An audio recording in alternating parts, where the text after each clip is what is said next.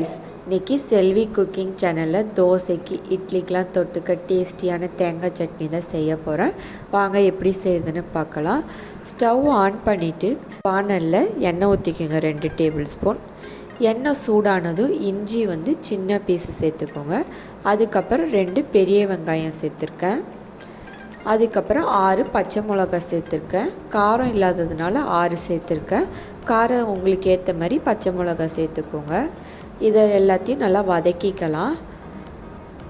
வெங்காயம் மிளகாலாம் வதங்கினதுக்கப்புறம் அதில் 2 கைப்பிடி பொட்டுக்கடலை சேர்த்துருக்கேன். பொட்டுக்கடலை சேர்த்துட்டு வதக்கிட்டு அதில் 3 கீத்து தேங்காய் சேர்த்துருக்கேன். இதெல்லாம் சேர்த்துட்டு ரொம்ப நேரம் வதக்கக்கூடாது. ஒரு 2 மினிட்ஸ் வதக்கிட்டு ஸ்டவ் ஆஃப் பண்ணிடணும். சட்னிக்கு தேவையான அளவு உப்பு சேர்த்துட்டு இதை ஆற வச்சிடலாம். அதுக்கப்புறம் மிக்சியில் போட்டு அரைச்சிக்கலாம். இப்போ இது நல்லா ஆறினதுக்கப்புறம் மிக்சியில் அரைச்சிக்கிறேன்.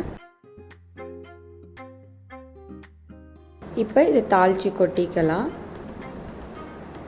எண்ணெய் ஊற்றி கடுகு உளுந்து கருவேப்பிலை போட்டு தாளித்து சட்னியில் கொட்டிக்குங்க எடுத்து.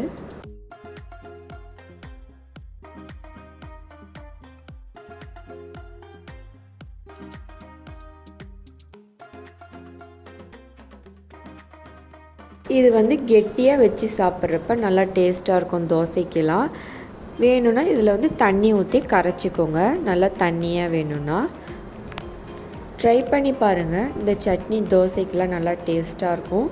ட்ரை பண்ணி பார்த்துட்டு எப்படி இருக்குன்னு கமெண்ட் பண்ணுங்கள். பிடிச்சிருந்தா சப்ஸ்கிரைப் பண்ணுங்கள். தேங்க்யூ.